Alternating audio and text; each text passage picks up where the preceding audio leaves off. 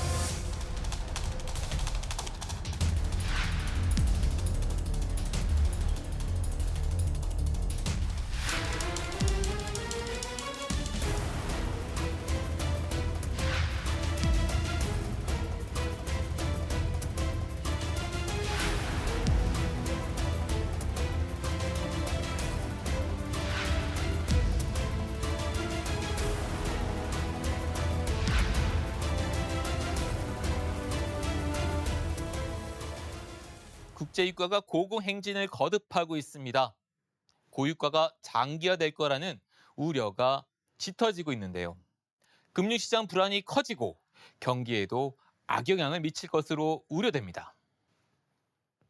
에너지 가격은 직격탄을 맞았습니다. 기름값이 오르면서 전기요금과 교통요금에도 영향을 미칠 텐데요. 물가 우려가 깊어지면서 이미 사회 곳곳에서 한숨이 깊어지고 있습니다. 에너지 가격 불안으로 인한 상황, 먼저 나경렬 기자가 보도합니다. 30년 가까이 화물 트럭을 운전해온 김영진 씨. 연일 치솟는 기름값이 두렵기만 합니다. 좋지 않은 세계 경제 사정에 운반할 화물량은 줄었는데 유류비는 전보다 더 많이 나가고 있기 때문입니다. 좀만 더 오르면 이제 운전을 못할 상황이 됩니다. 어떤 차들은 거의 적자가 발생될 수도 있는 상황입니다. 그러면 이 사람들이 뭐 현찰지고 차 산 사람들이 아니라 할부금에 뭐 이런 거에 거의 뭐 아사 직전이죠. 화물기사들의 최저임금이라 불리는 안전운임제는 8개월 전 일몰돼 이들을 보호할 장치도 없습니다. 하지만 기름값은 무섭게 뛰고만 있습니다. 사우디아라비아 등 주요 산유국들의 감산 연장 결정에 국제유가가 가파르게 오르고 있는 탓이 큰데 국내 휘발유, 경유 가격은 지난 7월부터 상승세를 이어가고 있습니다. 오른 건 기름값뿐만이 아닙니다. 시민들의 발이 되어주는 이 버스 요금이 큰 폭으로 올랐는데 다음 달엔 지하철 요금도 인상됩니다. 서울 시내 버스 요금은 25% 올랐고 광역버스의 경우 인상률이 30%에 달합니다. 1,250원이던 지하철 요금도 다음 달 1,400원이 되고 내년엔 150원 또 오릅니다. 월급은 그대로인데 교통비가 오르니까 아무래도 출퇴근할 때 맨날 사용을 해야 되는 게 대중교통이잖아요. 그래서 조금 부담되는 것 같긴 합니다. 오를 대로 오른 물가를 가장 먼저 체감하는 건 자영업자들입니다. 재료값에 전기, 가스요금 등 오르지 않은 걸 찾아보기 어렵습니다. 하지만 위축된 경기에 손님들의 지갑은 쉽게 열리지 않습니다. 전기세, 도시가스, 뭐 휘발유값 할 거 없이 270 나오는 게 300이 나오니까 전기세가 임대료 해내가려면 장사가 돼야 되는데 참 장사가 어렵죠. 한두 달 사이에 더 안 좋아져요. 돈을 안 쓰면 확실히 느껴요.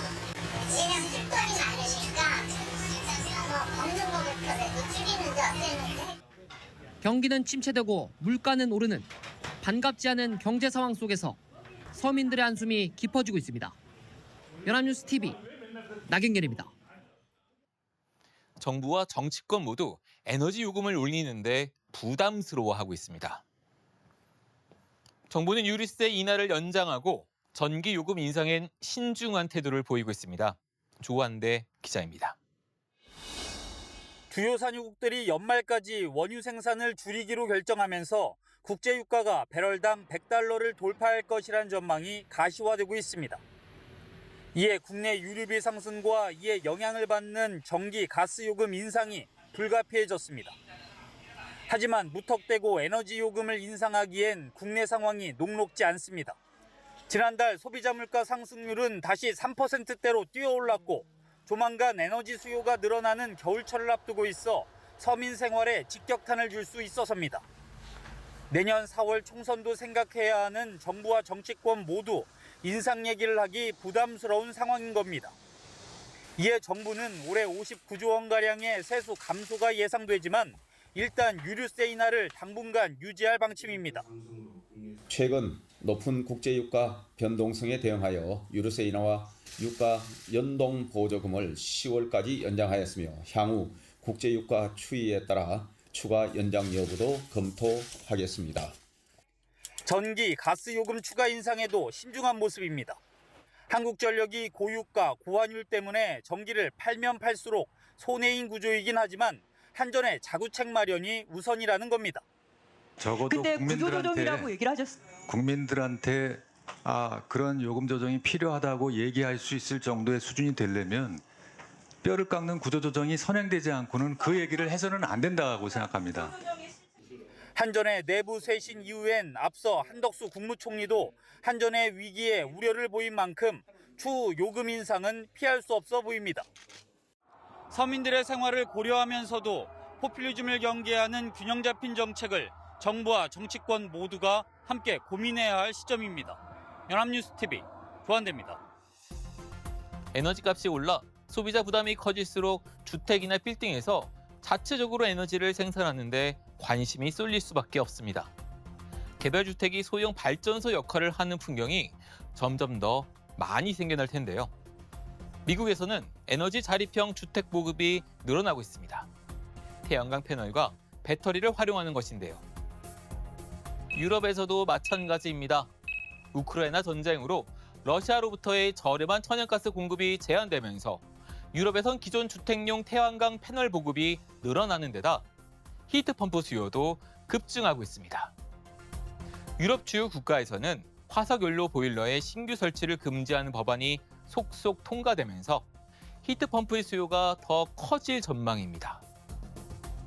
최근 독일 베를린에서 열린 가전 전시회 이파 2023에서는 친환경 지속 가능한 에너지 사용이 강조됐습니다.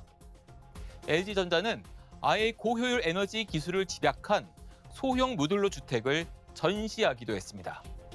스마트 코티지라는 이 제품에는 4kW급 태양광 패널 지붕, 에너지 소비를 절감하는 히트펌프 냉난방 시스템이 사용됐습니다. 여기에 에너지 효율이 높은 자체 가전제품을 갖춰 놓았는데요.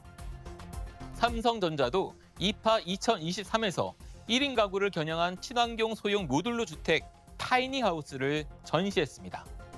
태양광 패널과 가정용 배터리로 에너지를 직접 생산하고 저장하는 시스템을 갖췄는데요. 삼성전자의 TV, 가전, 갤럭시 모바일 기기 등을 연결해 전력 사용량을 효율화했습니다. 빌딩에서 자체 에너지를 생산하는 기술도 빠르게 발전하고 있습니다. 한국과학기술연구원 차세대 태양전지 연구센터는 지난해 뉴욕 주립대 연구팀과의 공동 연구를 통해 빌딩 창호로 사용할 수 있는 태양전지 기술을 개발했습니다. 창호는 도심 건물 면적에서 45% 정도를 차지하는데요. 향후 빌딩 태양광 발전 시대가 열릴지 주목됩니다. 주택과 전기 자동차가 가상 발전소 역할을 하는 시장도 생겨나고 있습니다. 미국에서 가상 발전소 시장이 급성장할 거라는 전망이 나오는데요. 주택 내 태양광 패널과 연결된 에너지 저장 장치와 전기 자동차 배터리를 활용하는 방식입니다. 분산된 전원을 클라우드 기반의 AI 소프트웨어를 통해 통합 운영해 에너지 효율을 최적화하는 개념인데요. 국내에서도 가상 발전소 기술 개발이 활발히 이루어지고 있습니다. 국제유가 상승에도 한국전력은 제때 요금을 올리지 못해 누적 부채만 200조 원을 떠안고 있습니다. 정부는 전기요금 인상 외에 다른 방안도 먼저 찾겠다지만 한전 적자 해소의 근본적인 해결책이 되기는 어려워 보입니다. 김주영 기자입니다. 7월 초 이후 기름값 오름세가 이어지자 정부는 지난달 정유사들에게 고통 분담을 요청했습니다. 국제유가 상승분을 초과하는 가격 인상을 자제해달란 겁니다. 정부의 고통 분담 요구에 가장 큰 타격을 입고 있는 곳은 한국전력입니다. 국제유가가 오르면 발전 비용도 비싸지는데 한전이 발전사에서 전력을 사오는 가격에도 영향을 미칩니다. 한전은 최근 몇 년간 에너지 가격 상승에도 전기요금을 그에 맞게 올리지 못했습니다. 그러다 보니 오랜 기간 전기를 팔수록 손해를 보는 역마진 구조에 빠졌다가 지난 5월 겨우 상황을 벗어났습니다. 하지만 한전은 구입 비용과 판매 가격이 10% 이상은 벌어져야 손해를 면한다고 설명합니다. 송변전 설비 투자비라든지 유지 보수 비용, 지역사업소에서 판매비라든지 인건비, 감가상각비 이런 것들 기타 비용이 결국 거기에 더 붙여서 팔아야 되는데 역마진이 해소가 안 되는 거죠. 이렇게 쌓인 한전의 부채는 6월 말 기준 201조 4천억 원에 달합니다. 빚으로 빚을 돌려막는 한전채 발행마저 어려워질 수 있다는 우려가 나옵니다. 한전채는 자본금과 적립금을 더한 액수의 최대 5배까지 발행할 수 있는데 이를 기준으로 책정된 올해 한전채 한도는 104조 6천억 원입니다. 지난달 말 기준 한전채 발행 잔액은 78조 3천억 원인데 올해 수조 원대 적자가 나면 발행 한도가 대폭 쪼그라들어 내년에는 채권 발행 자체가 아예 막힐 수도 있다는 겁니다. 그런데 정부는 한전 적자 해소 방안으로 구조조정을 언급했습니다. 국민 부담을 최소화하는 방향으로 우선 구조조정을 먼저 하고 그 이후에 유가 동향이라든지 우리 국민 경제 여건이라든지 그런 한전의 재무 구조의 어떤 전망이라든지 그런 것들을 종합해서 검토해서 그 요금 조정 등을 결정해 나가도록 하겠습니다. 이를 두고 임시 방편에 그칠 것이란 비판도 제기됩니다. 한전이 한 해 동안에 그 인건비로 쓰는 돈이 전체 비용에서 차지하는 비중이 사실 10%가 안 됩니다. 구조조정으로 전기요금 인상 요인을 억제하기에는 한전의 누적 적자가 너무 큰 상황이죠. 결국 한전의 완전한 정상화를 이끌기 위한 근본적인 해결책은 요금 인상이란 얘기입니다. 한전은 출범 62년 만에 처음으로 정치인 출신 사장을 맞았습니다. 한전의 가장 큰 숙제가 재정 건전화지만 김동철 사장이 에너지 분야 전문성이 떨어진다는 지적이 나옵니다. 연합뉴스TV 김주영입니다.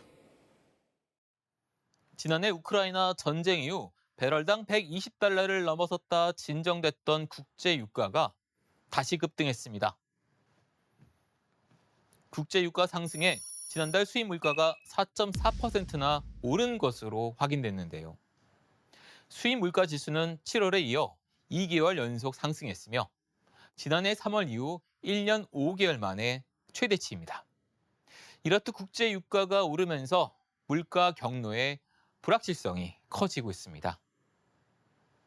특히 동절기를 앞두고 국제 LNG 가격도 올라갈 것으로 전망돼 4분기에는 전기료 인상이 불가피해 보입니다. 전기를 팔면 팔수록 손해가 커지는 역마진 구조 때문입니다. 경기 불안 속 소비자들의 지갑이 얇아지는데 에너지 가격 상승으로 시름이 더욱 깊어질 것으로 보입니다. 이런 상황을 타개할 수 있는 경기 대책이 중요한데 지속 가능성을 중심에 둔 중장기적인 에너지 관리 정책에도 심혈을 기울여야 할 때입니다. 이번 주 뉴스 프리즘 여기까지입니다. 시청해주신 여러분 고맙습니다.